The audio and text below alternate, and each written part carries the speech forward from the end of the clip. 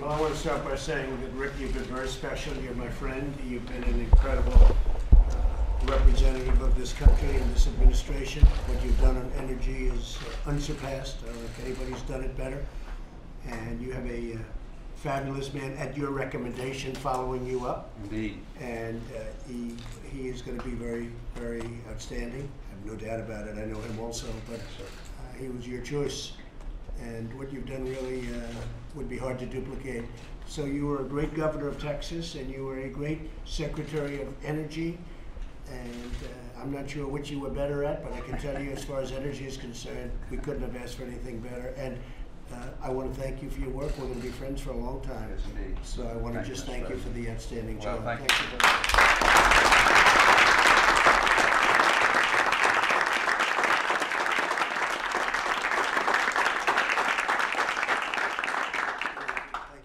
Thank you also for the prayer. Also, I want to wish Chad, you're going to be in a very non-controversial position, and I have no doubt you're going to do incredibly well. Our numbers on the border have gone down at record levels.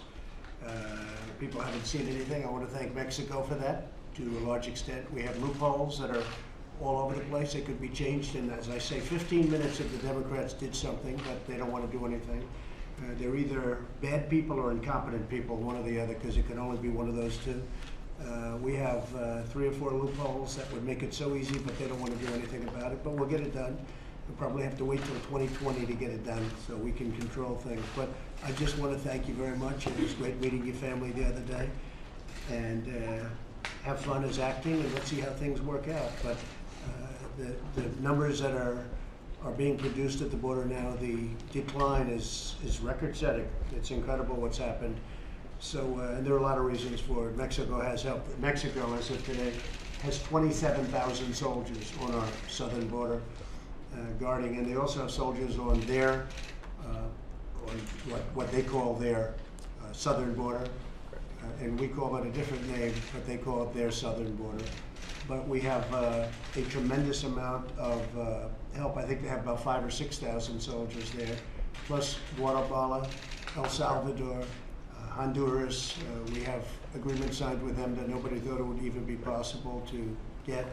And now when people come from those countries, we bring them right back, and they've been very receptive. They've been great. All 3 countries have been very good. So there have been tremendous changes made on our border, and I just want to wish you, you've been there for a long time, Yes, sir. and you've seen it in good times and bad times, but right now it's been really very strong.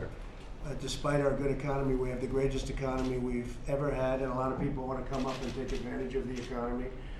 And we want them to come up, and we want them to be a part of this country, but they have to do it through a legal process. They have to do it legally, and they have to do it through merit too. We want people with skill that can come in and help our companies and make us even greater.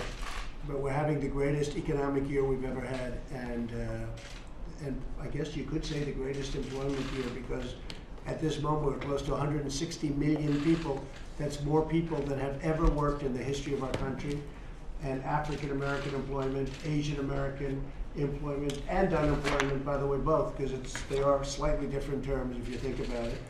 But I can talk to our great secretary, our new secretary, and very talented secretary of labor. But unemployment and employment for African American, for Asian American, for Hispanic American is the best in the history of our country.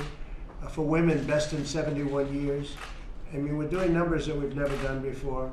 I saw this morning it was just announced that NASDAQ for just this year is up 27%. And to me, I don't view it as 27%, I view it as jobs. It's just jobs, very simple.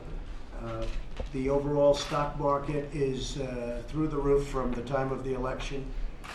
Probably, I guess it's going to be bordering really on 70% from the time of the election. That's something that nobody would have thought possible. And they announced another number this morning that was a number that was very warm to my heart. Since the election, we've created $11 trillion in worth. Now, China's gone down by double that number, and we've gone up by $11 trillion.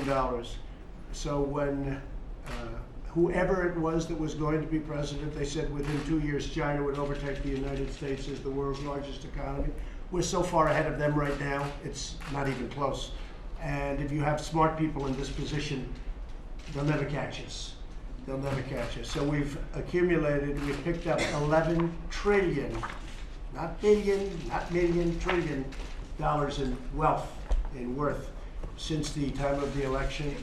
And as you probably know, I think the number I saw was $24 trillion down. I think it's higher than that for China and for a lot of other countries. You look at Europe, and that's despite the fact that Europe is not doing well, despite the fact that China's doing poorly. They're having the worst year in 57 years, and other things are happening. The other thing, we're taking in tremendous billions and billions of dollars in tariffs. We're giving some of those to the targeted farmers because China targeted our farmers. So we're giving some of those tariffs, like Sonny, I guess we gave $16 billion for last year, $12 billion for the year before, because that's the amount of money that China took from our farmers in targeting them. And they got it back, and I think the farmers are very, very happy. Now China's buying again. We just signed a tremendous trade deal with Japan. It's $40 billion. It's a tremendous $40 billion a year. That's a tremendous trade deal, and a lot of that goes to the farmers and manufacturers and tech companies.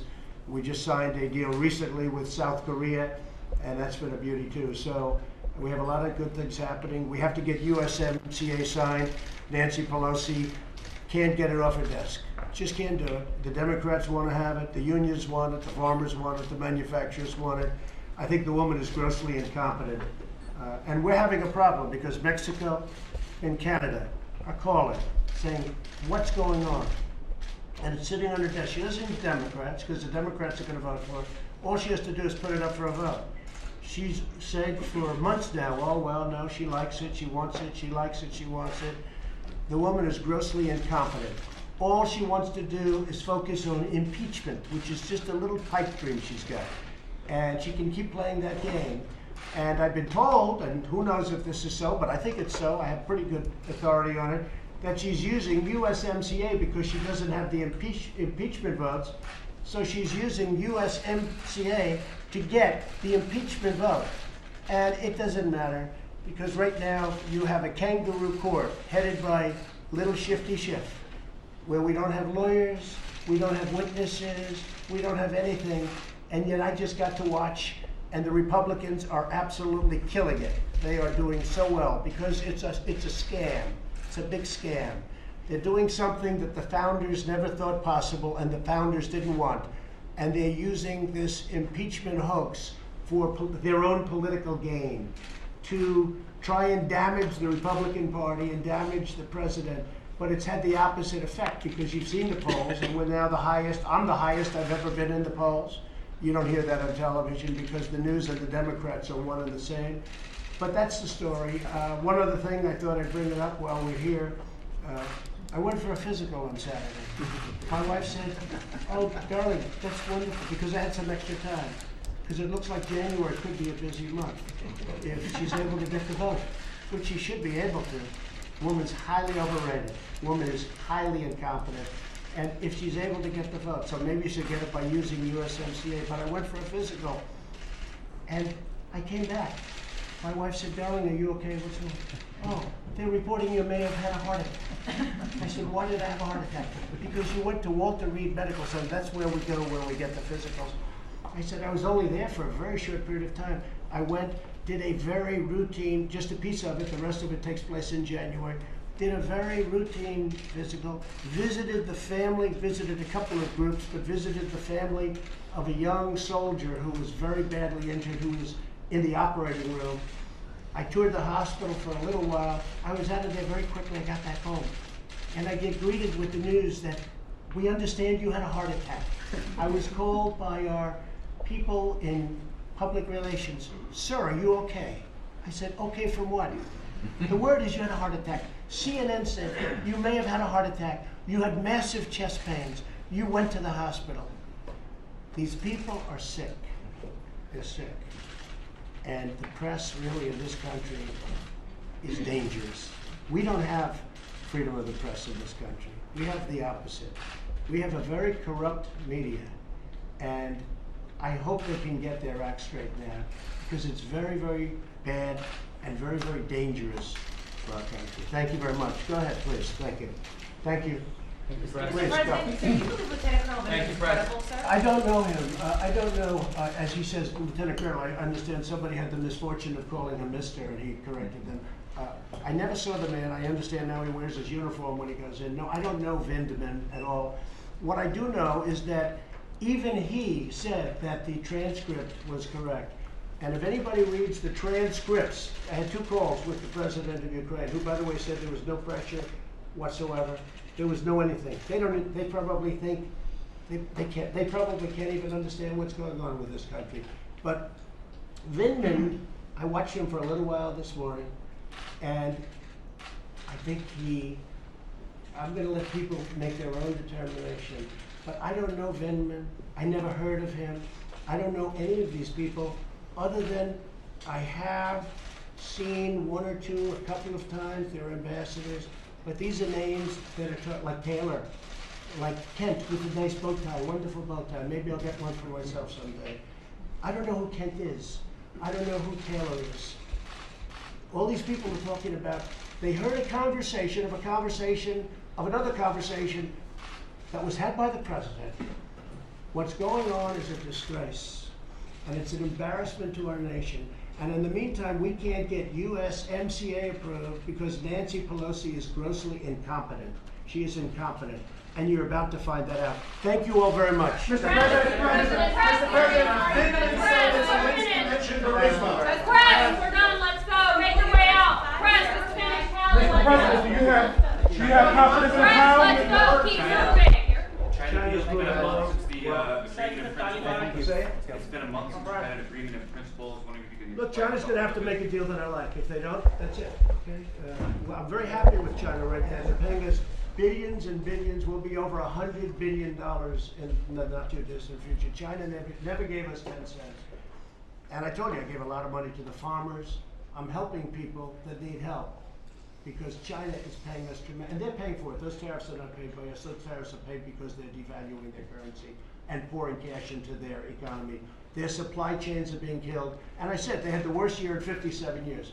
Now, with that being said, I have a good relationship with China. We'll see what happens. But I'm very happy right now. If we don't make a deal with China, I'll just raise the tariffs even higher. Thank you very much. Can you come in?